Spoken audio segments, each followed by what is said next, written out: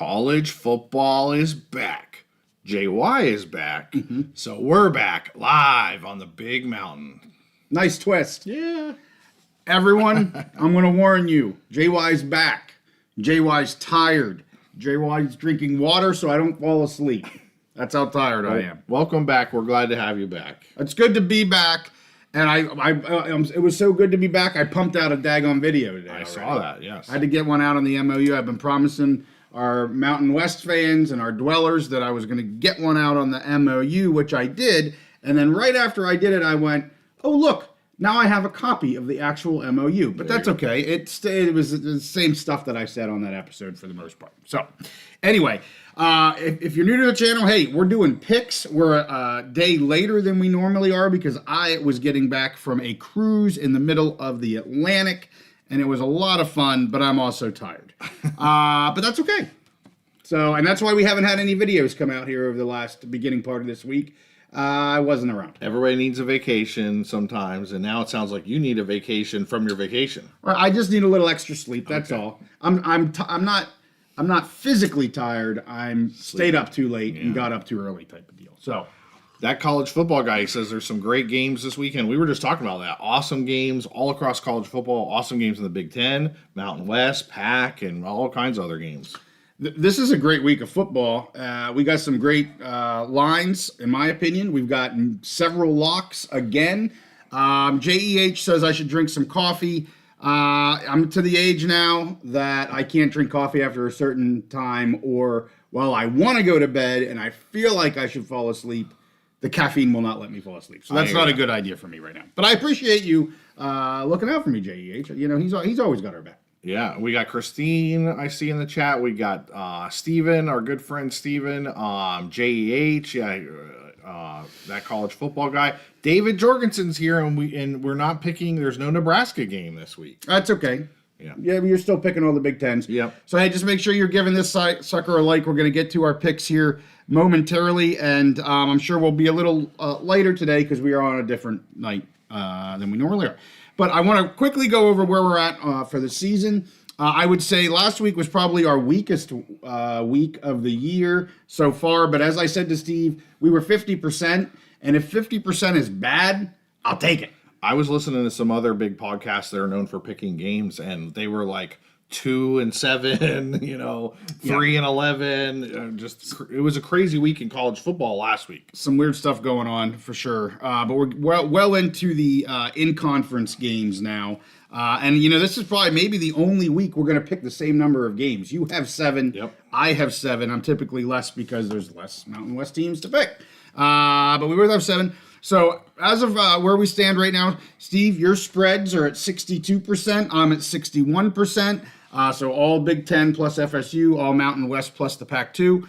So we equal out to 61% on the Mountain for the conferences we follow, which is pretty darn good. And then for lock, Steve, you're at 74%. I'm at 60%. So here on the Big Mountain, we're 69% in total. That's where you want to be, over 2/3, getting the locks right. And you're darn near 3/4 of your locks. Yep. So you're doing a great job. So you ready to get into it? I'm ready to go. And as a reminder, I mean, you went through those stats, and as a reminder, we say this all the time, but the locks, that's where people really should be focusing. We're going to pick every game, but the locks, those are the ones we have a lot of confidence in. For sure. So we're going to get to the picks. At the end, I do want to talk real quick about the Mountain West because there's a lot going on. Just want to put out a couple quick things, and we'll do it at the very end. And then I'm going to go to bed. Sounds good. All right, let's get to it. All right. Okay, so we ready to start these Big Ten picks and locks? I love it. I think you got several locks again. Yeah. All right. So let's roll right into it. So first game, Northwestern at Maryland. I'm going to go ahead and take Maryland to cover the 10.5 points, and I'm going to just get off the board right away with a Big Mountain ice cold lock. Steve, I think that you are coming out of the gate with a lock a lot. Coming out hard. I love it. Yeah. All right. So why? I mean, so it's at Maryland. They're at Northwestern. They do have a little bit of advantage in that little high school stadium by the water. It's like 6 feet from the water. This game's going to be in Maryland. Maryland's played well this year, and Northwestern just hasn't. Stephen Tay, he says Maryland's going to crush Northwestern. I agree. I love the 10.5. I think they win by at least 2 touchdowns. I just think they're a better team. Again, we've talked about Northwestern. They overachieved last year. This year, they have a little bit less talent, and honestly, they've kind of played to their talent level. They gave Nebraska a little bit of trouble on a windy, rainy day a couple weeks ago. But in general, Maryland's played a little bit over what I expected, and Northwestern has not played well. So I'm very confident in that Maryland to cover that 10.5, which is why I made it a Big Mountain ice cold lock. And it's at Maryland. Yep. And maybe not as well. Clearly, you don't think it's as high of a spread as what you were expecting to see when this came out. So yeah, 10.5. That's a good line there for Maryland. Even though you've been down on them a little bit overall, like you said, but yeah, that should be a pretty good win, I would think. I like it. For the Terrapins. Yep. The All right. Turtles. The Turtles. Angry Turtles. All right. What's number 2? All right. So moving forward, Wisconsin at Rutgers. I'm going to go ahead and take Rutgers to cover the 2.5, and I'm making that my second Big Mountain ice cold lock of the week. 2 in a row. 2 in a row. And you're back on the Rutgers train. Back on the Rutgers train. And, Rutgers has shown a little bit of vulnerability, and I think that's why the line is so low here. I want to talk about the Rutgers-Northwestern game. I don't know if David Jorgensen is still with us, or not Northwestern, Rutgers-Nebraska game last week, which I ended up missing it by a half a point, but I feel like I called that game exactly correct. Yeah. I said Nebraska would win, but it'd be a low-scoring, close game, and I think it ended up 14-7. Yep. And Rutgers, they just are what they are. Good team. They can run the ball. They have some weaknesses. They don't have a real dynamic offense, and they can give up leads in the second half. But I just think they're a better overall team. Wisconsin finally had their breakout game against Purdue, but everybody has their breakout game against Purdue because Purdue is so bad. So I'm sticking with Rutgers here. I don't think Wisconsin is going to be able to do anything like they did against Purdue. I expect them to go back to their like college football guy said, is very inconsistent. I mean, they've been consistently bad for most of the season other than Purdue. So I like the line is very small. But I like Rutgers to cover that 2.5. I love this. I put money on it when I could. Yep. When I got back into the correct state of where I'm allowed to FanDuel. Yep. And I jumped. That's the very, very first bet I made. Yep.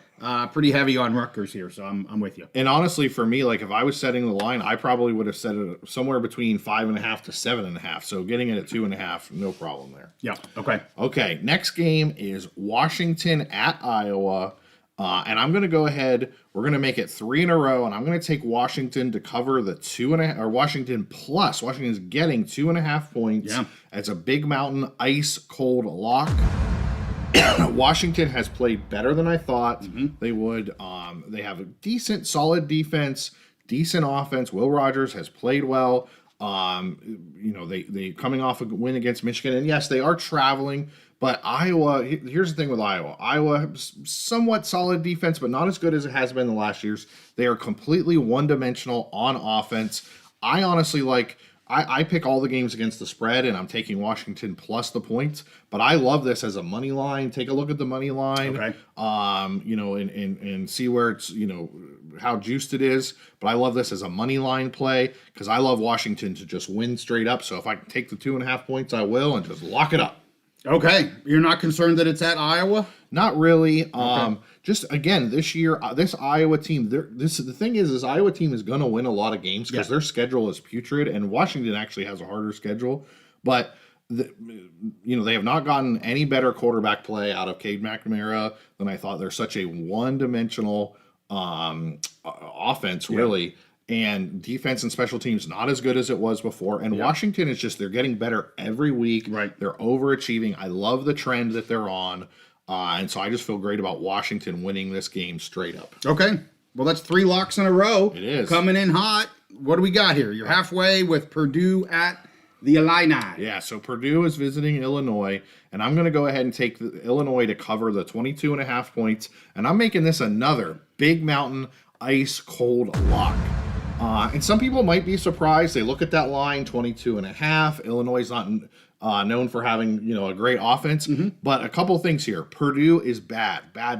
They are, and I think we have a couple Purdue fans before. It just is what it is. We said it at the beginning of the year. They're a rebuilding team. They don't really do anything well at all.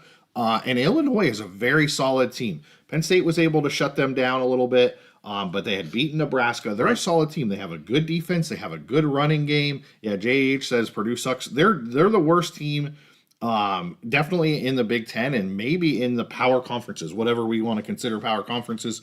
They are just bad. Illinois is a solid team, solid offense, and just a balanced team overall. And I think Illinois at home, they want to get back. That loss at Penn State was tough for them. They want to get back and show they are still Big Ten contenders. Yeah. So I think they're going to put their foot on Purdue's throat. And when you're looking to get back, just like Wisconsin showed last week, when you're looking to get back on track and get your offense going, you want to be playing Purdue.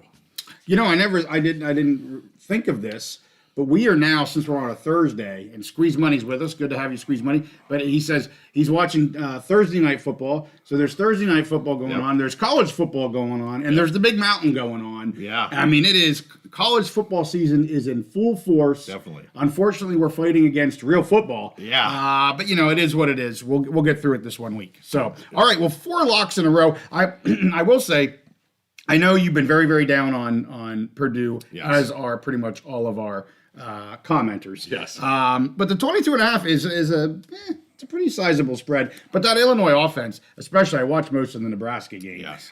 They look better than I was expecting them to look. So against a team that you don't expect much, they're home, Illinois. Like you said, they want to get back on track. They want to roll. This is the team that they can do it against. So, all right, your 4 locks in a row, Steve. I love it. So I got 3 kind of closer, harder games to pick. The next 3 here. So the next one, Penn State at USC. All of our Mountain Dwellers know I'm a Penn State fan. I'm a Penn State homer, but I always do try and look and be objective because I'm putting my money on these games and I'm trying to give you advice on how to put money. And my track record has been really good the last couple of years on Penn State. This year, I will say Penn State under new offensive coordinator Andy Kotelnicki, they've been more effective, but haven't really done a good job covering spreads so far this year. Yep. So they're traveling to USC. They have I think 11th ranked offense in the country, number 3 ranked, 3 or 5, depending on which metric you look at, ranked defense in the country, running the ball really well. I feel really, really good about this Penn State team against USC, and I've been high on USC. Miller Moss is a great quarterback. He's going to complete some passes. They're going to move the ball a little bit, especially probably at the beginning of the game.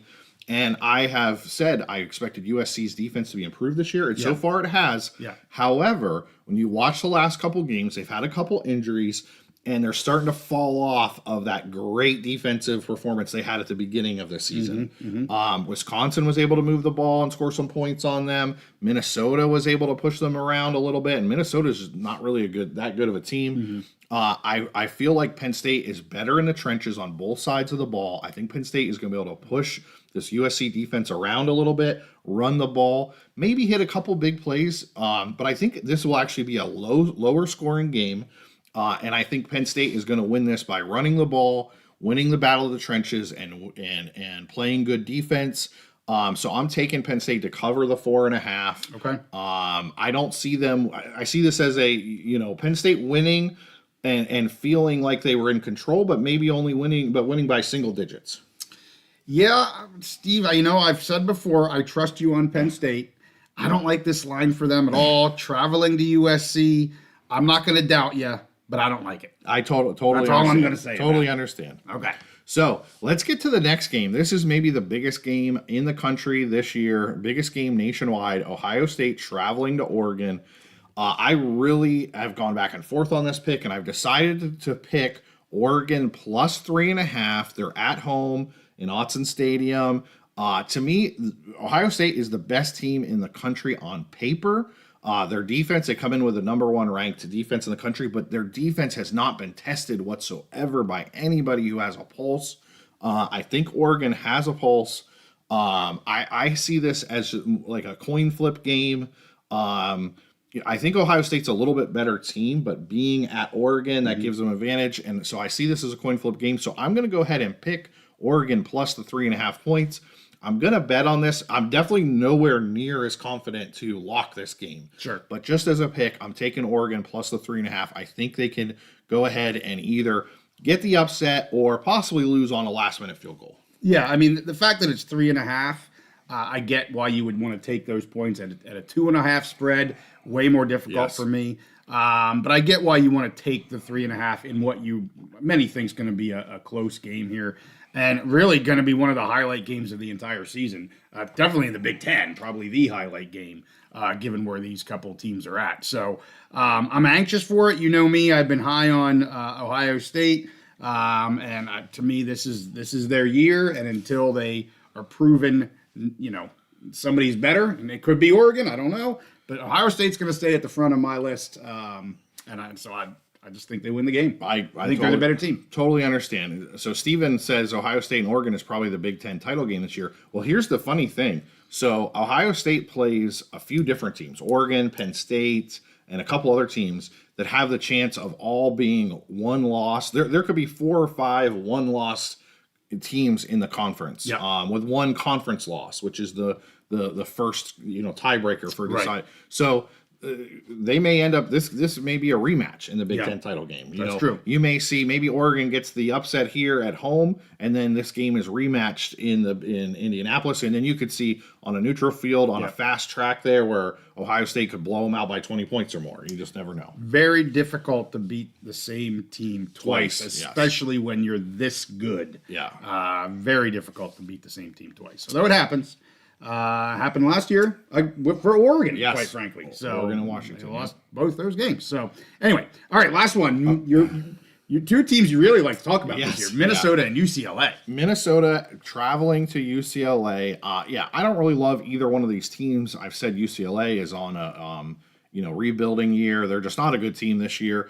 And Minnesota, I mean, they just don't do a lot of good things, but they did get a big win over USC. Yeah. They were able to get a lot of pressure on Miller Moss. They honestly the Minnesota defensive line manhandled the USC offensive line in that game, and I expect more of the same. They are traveling across the country, and I still don't love Minnesota's offense, but if they can run the ball just even a little bit and be able to play good defense and pressure the quarterback, I think they win this easily by a touchdown or so, and that's why I'm taking Minnie to cover the 3.5 points. I will say UCLA's new quarterback who played against Penn State, he did give me a little bit of pause because he's a more dynamic athlete. He can run, he can throw the ball. We'll see, but overall, I just feel comfortable on Minnie covering the 3.5. Yeah, those last 3 games are the Penn State, USC game, Ohio State, Oregon game, Minnesota, UCLA game. Not the easiest games to pick, especially given the spreads there, that 3.5, 4.5 range. So we'll see how you do. But we did get 4 ice cold locks out of you. So, beggars can't be choosers. And when you look at it, and it's such a big difference in these games, and you see, the first 4 locks, I feel really great about them. These last 3, they're all really close, tight games. I could see them going either way, small spreads, and why I made them just picks. And 2 huge games. You have the Penn State at USC, Ohio State at Oregon. 2 massive games there in the Big Ten. So David Jorgensen says, does UCLA play Purdue? Put that game on Peacock. They like to put the big games on Peacock. They're driving eyeballs to the what is that called? The online whatever. Yeah, streaming. Driving eyeballs to streaming. We kind of said that before the season started. Yeah. Fans are going to have to go kicking and screaming, and you're seeing it this year with them throwing these games on Peacock. Yep. They're not relegating them to Peacock. They're driving viewers to Peacock, and that's going to happen more and more. Agreed. All right. Mountain West, are we ready? I'm ready. I'm excited. You had 7, I had 7? Yeah. I have a couple locks. I have a couple games that I was really questioning if I wanted to lock, but I'm gonna hold off on locking. I was gonna go for 4, but I'm not gonna go that crazy. I'll let you go crazy. Okay. So the first one here is another Friday night game for the UNLV Rebels versus Utah State. The line here, 18.5, and I'm gonna take a nice rebound game here from the Rebels, 18.5. They're gonna want to come back hard after that close loss to Syracuse. And I just want to, before we get into this, so I'm taking UNLV. I already said that, 18.5, taking the Rebels. I want to go back real quick because we weren't able to do a recap video, summary video. I know you mentioned a little bit about the Nebraska game. I want to talk a little bit about the UNLV game with Syracuse, and then I'll talk about the UNLV game with Utah State. Really close game, fun game to watch. I will say, I don't like to blame the refs, but man, there were a few really questionable calls when it's 3rd and long and they get the call. The one was at the end of the game for roughing the passer. It was a roughing the passer, Yes. like very questionable. Everybody will play, well, it was the ACC refs. I don't know who it was. I mean, I know that's who it was, but I don't know if that's the reason. But man, I'll tell you what, UNLV put themselves multiple times in great situations on defense and penalties, whether it was the refs or the players or whatever. It killed them, and that's what lost the game for them. Was there's daggone 3rd and longs. UNLV, they were there, but I'll tell you what, Kyle McCord he looks fantastic. He's really, really good quarterback. I have 2 thoughts on that game, if you don't mind. Yeah. One, I totally agree with you on basically everything you said, and I'll add to that. UNLV is still in the hunt, has all of their goals, and they're still in the hunt for that college football playoff spot. Yeah. The thing we talked about, their out of conference schedule, and at the beginning of the season, and if they could win 3 out of those 4, they were set up great. Yeah, and which is exactly what they did. Yes, and they darn near won all 4. Yes. So I wanted to point that out, and then I think the only thing that changes now is, I don't know if it changes it, but it's a definite now. I think they're going to have to beat Boise twice. They're going to have to beat Boise in the regular season, and probably have them rematched in the Mountain West and have to beat them twice, which is can be difficult. Yes. But they still have all their goals in front of them for sure. One other point. Because I watched the game too, Kyle McCord has been great. Every game I've seen for Syracuse, Kyle McCord has been fantastic. Yeah. How in the world did they lose to Stanford? I don't know. I don't understand it. I don't know. I don't know. Yeah. Anyway, but so let's get back to this game. UNLV, I just had to bring that up because it was a great game. Tough loss for the Rebels, but I think they come back hard. And I will say, I was close to locking this game. This was one game I was thinking about locking, but my hesitation here is the Utah State passing offense. They're scoring about 30 points a game, but they've played some really good passing defenses. Believe it or not, when you look at the numbers, Temple's defense on the passing side of the ball is actually pretty good. And some of the other teams that Utah State has played, they played Utah. They have really good passing defenses, and Utah State's able to put some points up. Now, their defense is not good. I mean, UNLV is going to score a lot of points. Yeah. Don't get me wrong. My issue with the spread is, will Utah State score enough points to keep it within the spread? Yeah. I like this to be a 3-touchdown game. I'll be honest. I like UNLV to win by 3 touchdowns. That's only 2.5 points from where the spread is. That's not enough comfort for me here to lock this game. And it's not because of UNLV. It's because of the Utah State passing offense that I'm a little bit concerned about. And if UNLV's front can't get to the quarterback, and they really were not getting to McCord much last week, and he was able to make some throws. Now, he's a great talent. Don't get me wrong. Petrus for Utah State is no Kyle McCord. And so I understand that. But I'm a little concerned there. If UNLV can get to the quarterback, they have their way. If they can't, and the quarterback is accurate, they struggle a little bit on the passing D side. McCord, he was getting rid of the ball quick. He knew where he was going, and bam, the ball was out. I don't know if Petrus can do that. Some of our commenters, John Hawks thinks UNLV will cover. Big Mama 69 thinks that UNLV covers, and David Jorgensen, it sounds like he thinks it's a lock. So. He thinks it's a lock. Well, like I said, I was close. I'm there at the 3 touchdowns, just a little too close for me to make it a lock on the Big Mountain. Let's go to the next game. This one is tough, kind of like your last 3. I've got San Diego State traveling to Laramie against the Wyoming Cowboys. The line is 2.5. I'm going to take the home team, the home dogs, getting 2.5 here. I am not betting this game whatsoever. I want nothing to do with this game from a betting standpoint.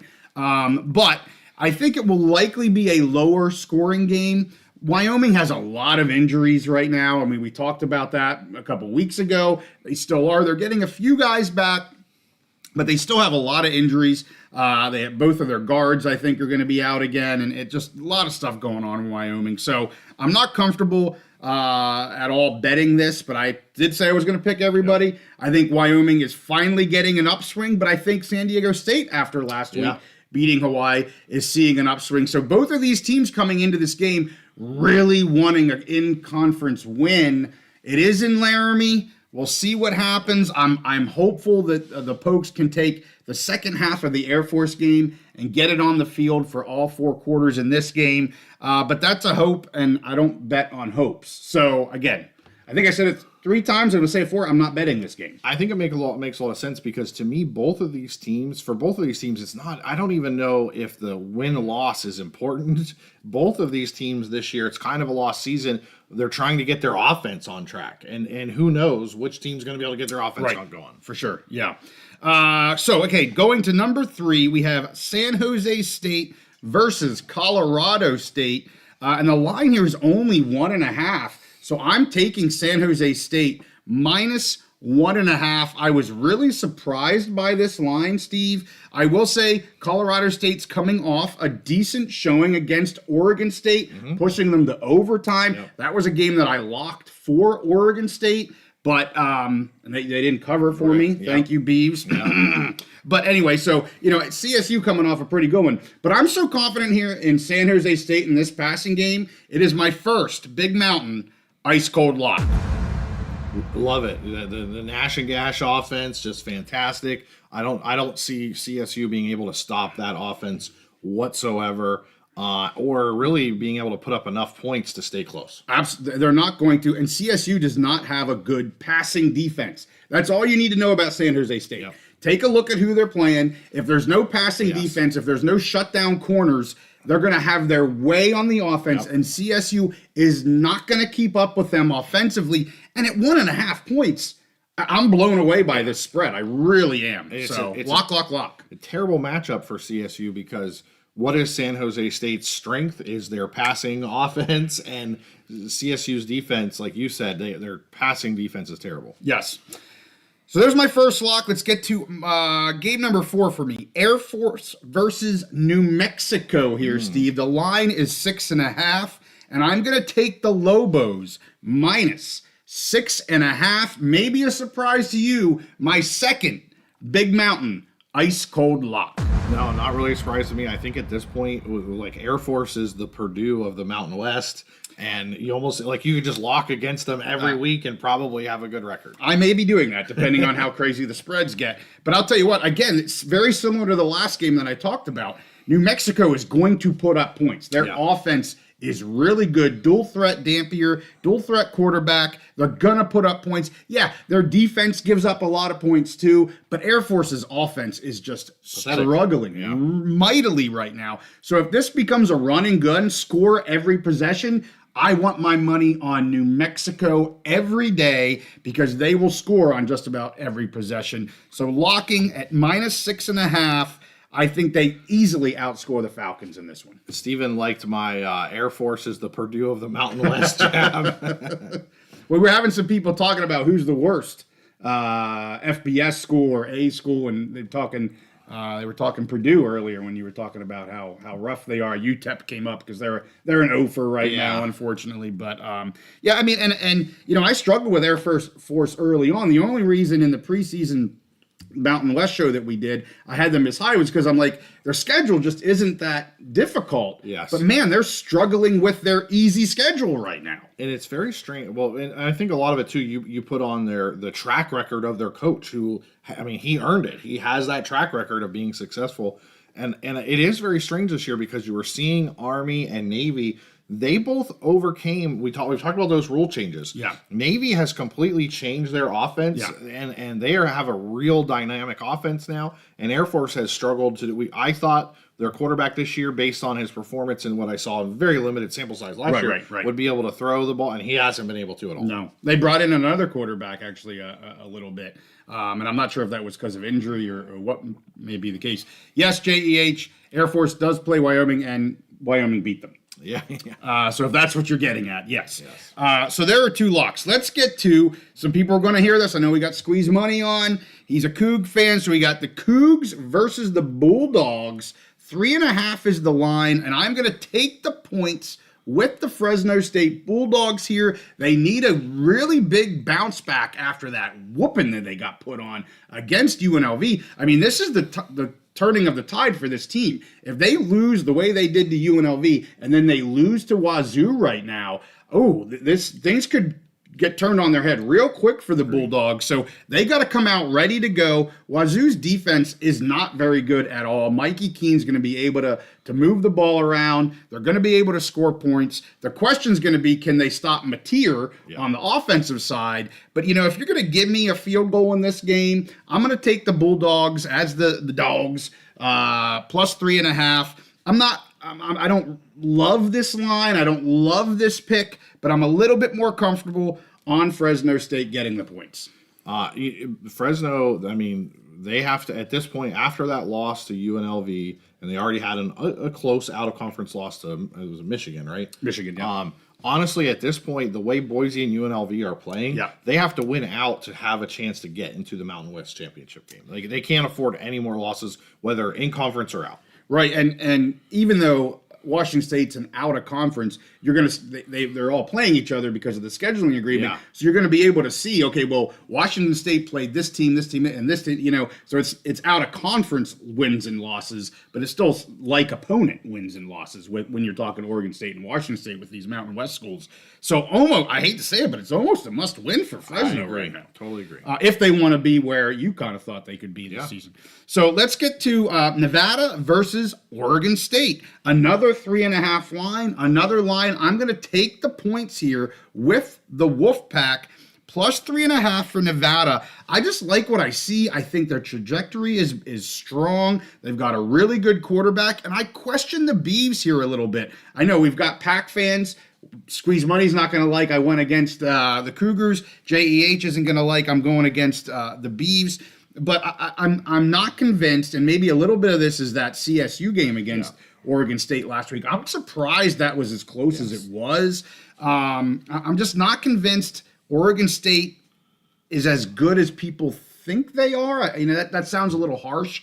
I just don't think they are, and I think Nevada has looked really, really good. So again, if we're going to get this close game and you're going to give me the field goal to win my bet, I'm going to take the field goal to win my bet. So I'm on Nevada here. Yeah, I think the Bees are a good team, but that result, the Colorado State game and going to overtime, I'm not surprised it makes you a little gun shy. Yeah. About going to the Bees. I'm very, very gun shy.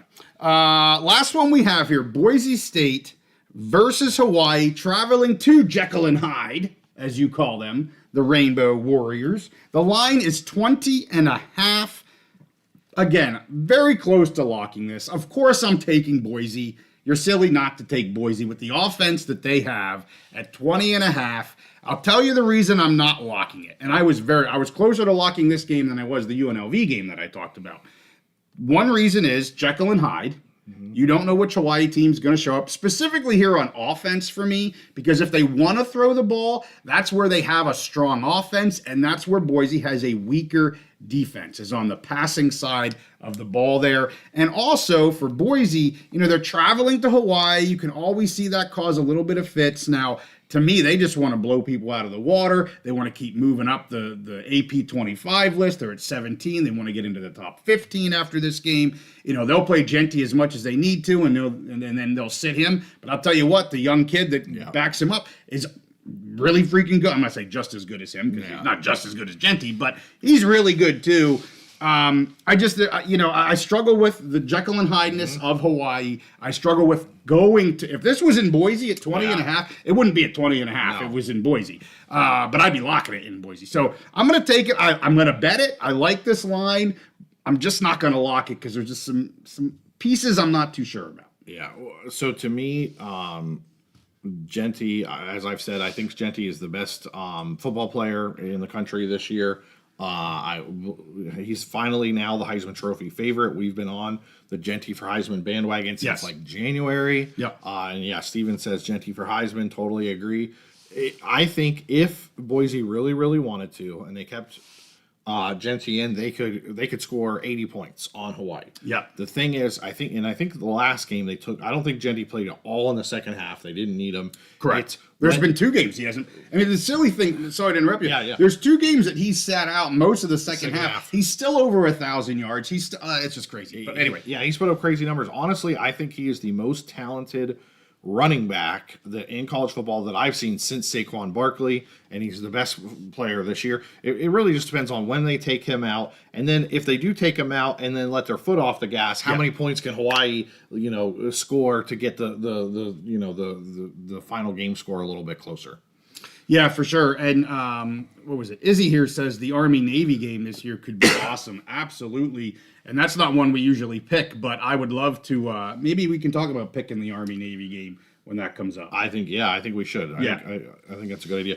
No, so Bill, that college football guy, he says Jenny needs to ball out and stay in the lead in the Heisman race, which I totally get. Like, if you're focused on the Heisman race, you want to see him. And I've been following a lot of the Boise Facebook groups through the Big Mountain Facebook page. And, there's some of the fans, they want Genty staying in. They want that Heisman. It's really important to them.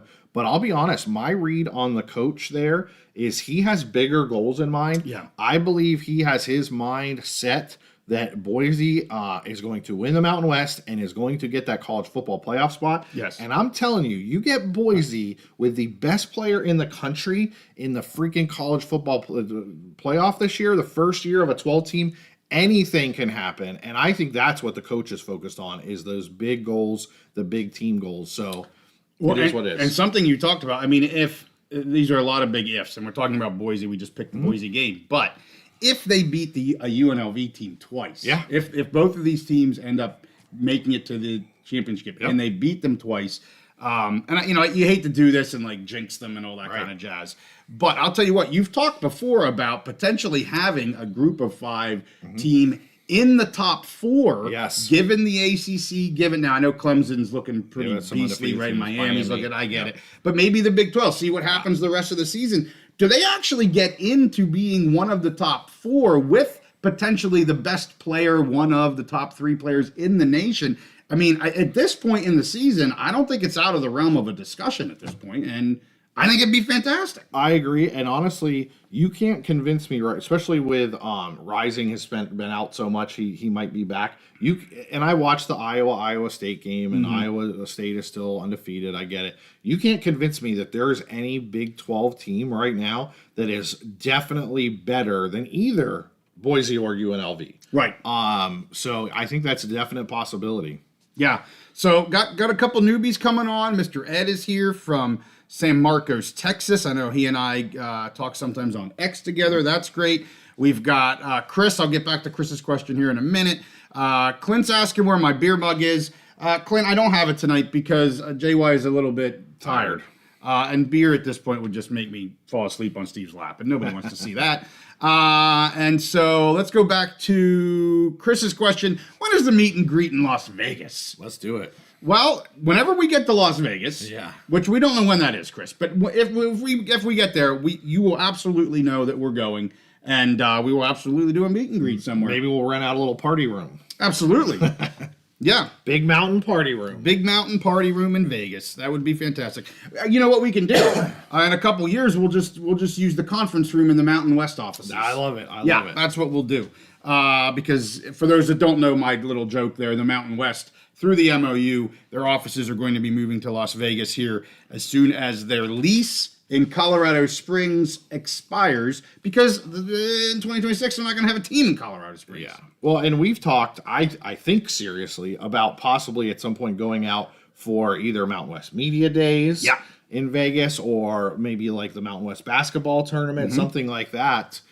Which would be awesome to do a meetup. Or maybe the championship game. That would be cool too. No. There's lots of reasons you can get me to Vegas. The only problem is that if there's a conflict, if my Penn State and Indy Lions are in the Big Ten championship game. That's true. That's true. Priorities. Yes. And we have different ones here on the mountain, which makes sense. So that's it for our picks. 4 locks from Steve, 2 locks from JY. And I'm feeling darn good about my locks. I'll be honest with you. I like both of them. Betting them heavy. And I like some of yours as well. So I want to just real quick, I talked about the MOU episode I put out here a few hours ago. So if guys are interested in hearing me talk, kind of break down the MOU, you can go back to our channel and check that out at some point. We also I do want to talk with you about the PAC. I know there's some information. I believe there's the Sacramento newspaper. I don't know the name of it. I was able to get some of the information on the PAC. I know our buddy, that college football guy, was able to put some info out today. I haven't been able to see that yet, but I will be watching that. Maybe something we can do as well. And then I want to talk about the 8th member of the Mountain West, but go ahead. I was going to say that college football guy, he's been buzzing on Twitter X. He's been putting out content almost daily on YouTube. So if you haven't checked him out yet, check him out YouTube page and follow him on X, because he's constantly putting good information out there and just opinions and keeping the discussion going, which we love. There it is, ABC 10 in Sacramento. Yeah. That's that. They got the information, and I got the information. It's now out. The MOU piece. You can now find it. I know one of the Nevada sports. I don't know if it's a website or a magazine type places. They actually put it out now as well. The MOU for the Mountain West. But the original person that got it was in Albuquerque, New Mexico. So a Lobo was the first one that was able to get that and put that out. So I always like seeing those because you can glean a lot out of the actual document. It's great to actually see the document instead of just media reports or Twitter reports or rumors. I even saw Bill doing some forensic analysis on signatures on, I think, the PAC agreement today on X. So he's getting deep in the weeds. Yeah, Yeah. for sure. Oh yeah, it's funky. Yeah. I agree with him. It's a funky signature. Yeah. And yes, Air Force is still in Colorado. I do know that. I may have misspoke. You're tired. I don't know. I am tired, and I'm not drinking beer, so I shouldn't be that tired. But I want to talk real quick about the Mountain West, and then we're going to let everybody go because there's football on right now. Let's do it. But I want to talk about the 8th member. And so, and I want to get your take on this real quick, Steve. As we know, there's been talks about Hawaii and maybe making Hawaii a full member of the Mountain West. We all know where Hawaii's at, way out in the middle of the Pacific Ocean. Mm-hmm. We've also talked a lot here about moving to the Central Time Zone. Mm-hmm. And is that something that the Mountain West wants to do? Obviously we know they've talked to the MAC about possibly reaching out to Northern Illinois, and of course Toledo, who's even in the Eastern. I'm going to talk Central, but Toledo's in the Eastern. We know they've had deep conversations with Tarleton State in Texas, who's also in the Central Time Zone. So it certainly looks like the Mountain West is interested in moving to the Central Time Zone, which I think is a great idea. I think Texas is a great idea. I think getting that Central Time Zone is a great idea. But I will ask, and you may say it doesn't matter. That's why I'm going to ask you the question. Do you think it's one or the other? Do you think it's, clearly they already have football with Hawaii, but to make them a full membership going, I think it's two time zones further west than the Pacific Time Zone, I believe it is. And then you're also expanding to the East a time zone. Yeah. So you're potentially going to be in, 5 time zones? 4 time zones with one that's empty. Do you think that's an issue? Is it an either or an or? I kind of was thinking about that today. When we hear who the 8th member is, it may be very telling what their priorities are. What are your thoughts? So to me, I think Hawaii is the last resort, making them a full member. Okay. And maybe that some of that is my bias that I think they should get into Texas, that I think they should do what it takes to get another school in Texas, whether that's a Sam Houston State, whether that's Tarleton State, whatever. I think there's so much. I do kind of think it's an either or. Basically, I think they should try and get into the Central Time Zone, specifically into Texas, which I think makes the most sense. But if they can't, and if they just need that 8th member to be a conference and to sign their media deal, and they're just not having success or getting into Texas, or maybe they just decide they don't want to bring in an FCS team, then sure, go ahead with Hawaii. I question the total value that Hawaii brings to the deal. Mm-hmm. They do have their own deal over there. But to a potential media deal, I think there'd be so much more value of getting into that Central Time Zone. Yeah. And then I also just question other sports, like Hawaii's other sports other than football playing. There was a reason they were a football-only member for a long time. Right. So I have my doubts on it, but I think it's a good, solid backup plan. But to me, I would still be pressing to get into Texas, get into that Central Time Zone. Mm-hmm. And I would go the FCS route. I have no problem with that. I think you need to make a decision on not what schools would have made sense 10 years ago, but what schools are going to make sense now and 10 years from now in the future. But I do keep seeing a lot of Twitter pushback on X saying that there's some kind of pressure on the Mountain West not to take FCS schools. Right. I don't fully understand that. I don't know if I believe it, but I see it a lot of places. Right. Well, I think part of that is, from what I'm understanding, so part of that is the CFP model right now, but that can change as well. And all of this is a what if. Yes. What if that, and what if this, and what if this, and what if this. I think there's speculation that the FCS, pulling in an FCS, dilutes your portion of the CFP. And, at this point, I'm not sure. I mean, what's your number one goal? Right. CFP money? Right. Or is it trying to make the best media value, which is going to be known money every year that you're going to get? So I'm not saying that the FCS, CFP, or FCS, whatever the reason, isn't a piece of the pie they have to figure out. But right now, the media value is driving all of this. And I would agree with you. I think the Hawaii can make sense. I think there is money to be had to add Hawaii, but I think it's a either or. Why would I go to Hawaii and kind of max out my western side when, if I want to go to the central where I can get 2 or 3 schools and greater increase my media value, greater increase my ability to show games over 3 time periods, have more double headers, back-to-backers.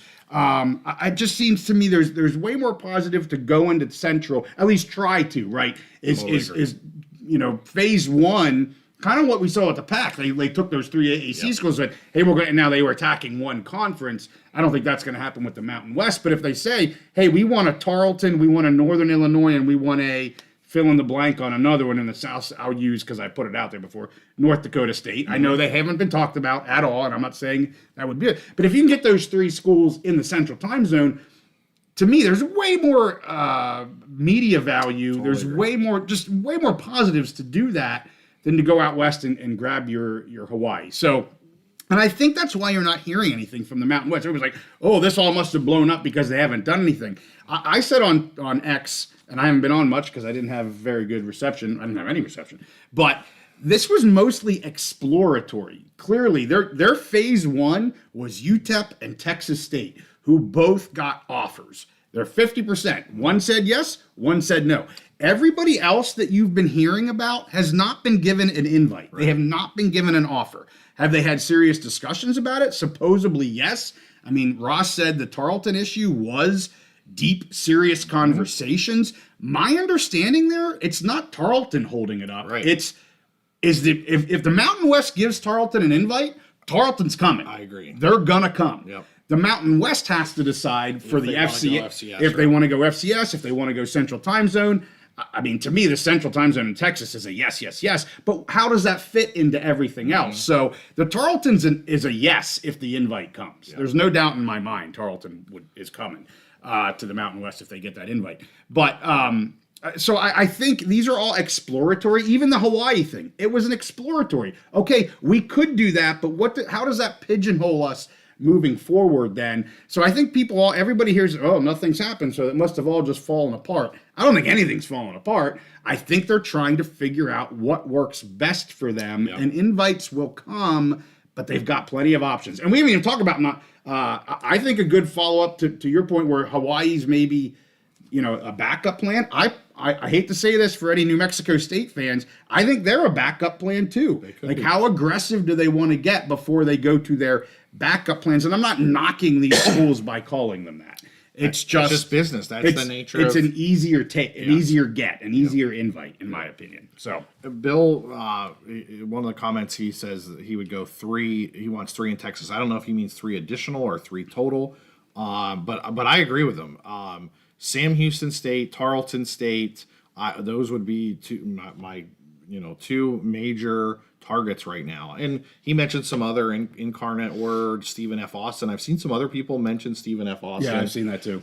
If you can get 3 or 4, I mean, it would be great maybe, if you get Northern Illinois plus 3 Texas schools. Right. I mean, that's a huge footprint into the Central Time Zone. But I wouldn't give up on Texas. I think that needs to be their priority. And remember, what we heard from Northern Illinois was a football only. Yes. That's at least originally what we had heard. That would be a football only type of situation. So that's not full membership. I know Steven mentions Tulsa again. He mentioned that in one of our, I think today, in a comment to my MOU post about Tulsa and looking. They've kind of been in the back of my mind, like, why is nobody thinking or talking about Tulsa? And I don't know if they're not interested. It's just one of those location types of places that has a good football program. I'm like, they're there, but I don't know. From what I remember, Tulsa's in Oklahoma, correct? Yeah. I think it might just be, okay, Tulsa is just not, Oklahoma's not a big population state. I don't know if Tulsa draws any Texas market where they're at. I'm not sure, but I've seen him mention it, but I've never seen anyone else mention it. I don't know why. Well, and Mr. Ed mentions Texas State and Sam Houston State, and I think the first dipping the toe in the water to move into that central time zone was that Texas State. Right. If Texas State would have accepted that, and I see some people saying, well, they still might. They still might, but I think it's very unlikely. But it's absolutely, anything's possible. But if they would have gotten that, I think you would have seen them go heavy into the central time zone, agreed. Further push the Northern Illinois situation, now that they didn't get there, okay, that part of our plan didn't work. Right. So now what's the plan B to that? And I think they're being very calculated with what they're doing. And we don't know anything because usually when you see smoke on X, that never works out very well. It's the stuff you're like, oh crap, look what just happened. And I don't think they need to be in a rush. Yeah. Unless they're trying to get a TV deal done and the media partner says, hey, we want you to finalize that. But until we get to that point, I think they can take their time because, as you've mentioned, there are a couple solid, easy to get backup options. I think Hawaii, New Mexico State, if they just need an 8th to be a conference. I absolutely agree with you. I think those two, they can make it work if they need to. I think you haven't seen it because they're working on something else. Right. That's what they're doing right now. Last thing I just want to mention real quick, you mentioned TV deal. So we haven't done a lot on the PAC. And I know people tell me on Twitter I'm getting a little saucy when I talk about the PAC. And I say, this is my emotion. When Steve's not with me, Steve keeps me calm. When I'm in front of my damn cell phone doesn't keep me calm, and you get going a little crazy. I'm telling you, Twitter is not, I've told you this offline, Twitter is not good for your mental health. You get spiraling down, not just you, anybody, anybody's. Well, I try not to spiral, but I do give my, I let it known a little bit sometimes. But anyway, back to the TV deal. So, Wilner and Canzano, they're PAC dudes. Yeah. I mean, they're straight up PAC dudes, which we appreciate them. They've done a great job, and I'm not knocking them, but that's what they are. They're PAC cheerleaders. And they had the former, was it president of Fox Sports, I believe it was, and I'm drawing a blank on his name. But anyway, he was just on their show. And I listened to the beginning part of it when they were talking about the PAC media deal. And I will say it was interesting to me that that this individual, Bob, was it Bob Thompson or something like that? Anyway, he was being a little cautious. Like they were asking questions about, well, now they're going to go out. Is that good when they don't have everybody? And, they still don't have all their members. And, he's like, it's not ideal. Sure, you can do it. You can add things into the agreement for, certain schools and all that kind of stuff. But, and then they talked about a few other things. And he brought up, kind of these estimates that are out there.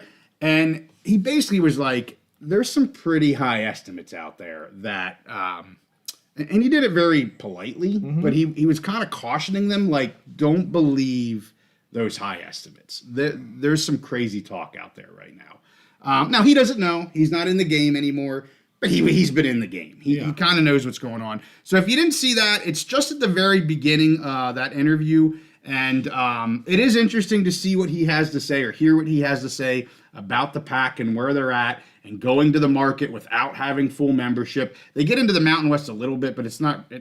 It's pretty lame. The Mountain West stuff is not good. But the PAC stuff's pretty interesting. And then they get onto that Rudy garbage, which we're not going to talk about tonight. We'll talk about it. Project Rudy. They go into that. I didn't listen to that either. I just wanted to hear about the PAC stuff. So I thought it was kind of interesting. I thought it was a little telling that he was kind of like trying to, from what I got out of it, tamper expectations a little bit. That's kind of was my take. Well, I think that makes sense. And if you remember, the original PAC had those issues of overinflating their expectations, and then when they didn't, that's why they broke apart. Yeah. I think the biggest thing holding the PAC back in general, whether you're talking about the old PAC or the new PAC, Yeah. is there something we've talked about, the regionality, which can be great as far as rivalries and make for fun matchups, but hurts the TV value. So to me, the biggest question with the PAC is just like the Mountain West. Can they get over maybe into that central time zone? I think they're trying to do the same thing. I mean, we see the parallels. Mountain West and the PAC trying to do the same thing. They're going after different targets, Right. But they're trying to do the same thing. And I think the feedback they're getting from their media partners, potential media partners, is we want a bigger window. Like, yes. we don't want. It's nice having those nighttime games, but we don't want just this last window. We want a larger window to have more room, to place those games. So, to me, that's the biggest question mark with the PAC. Do they take one last team out west just to get to 8, or there's been more new smoke about Memphis again, and so can they grab at least one Central Time Zone team? Yeah, and the only other thing I saw today, and I need to verify this, see if I can get this verified, that there's something in the new TNT partnership agreement with the Mountain West that has some sort of clause or something about Hawaii, and that if Hawaii is added as a full member, there's additional value to that contract. Again, that was I'm not gonna say where I saw it. Yeah. It's not verified. I don't think anybody has seen that agreement. I would love to. We talked about that from the very beginning. I'd love to see this agreement. I don't think it's out there. Trade secrets. Trade secrets. You can't see it. But anyway, apparently I heard a rumor that there is something in that agreement for a Hawaii ad. So we'll see how that goes. Speaking of, both you and I have enjoyed the TNT coverage. Yeah. I think most of the games have been on True TV. I'd love to see them on the regular TNT, but we've loved the production value, the coverage, everything there. It's been a joy to watch. I know you were kind of down on the CW, the production quality, and we think maybe what's left over of the PAC is producing those games for the CW. Correct. Right. I did see some numbers today, and the PAC numbers on the CW have been pretty darn good. Yes, I think they have. maybe even higher than they were expecting. So that's for them. For future media negotiations, I'm sure that's a good thing. Yeah. All right. Well, we're at the hour. We're going to wrap it up. JEH, I appreciate you sending me a link. I'll take a look. He confirmed Bob Thompson. I guess I got that name right. My brain is still kind of working. And we're going to put this to bed because Bill says it's time for me to go to bed. I'm running on fumes. Listen to Bill. I guess it's that obvious. My water's out. And we're going to put it to bed.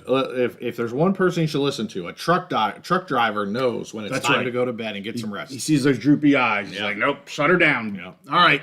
Well, with that, we thank you guys for watching this. We'll get back on it again next week. We'll be doing all of our normal stuff. Updates, power rankings, picks again on Wednesday nights, all that jazz. And with that, make sure you give this one a like, subscribe if you like our content. We'll see you guys next time on The Big Mountain. Genty Verizon.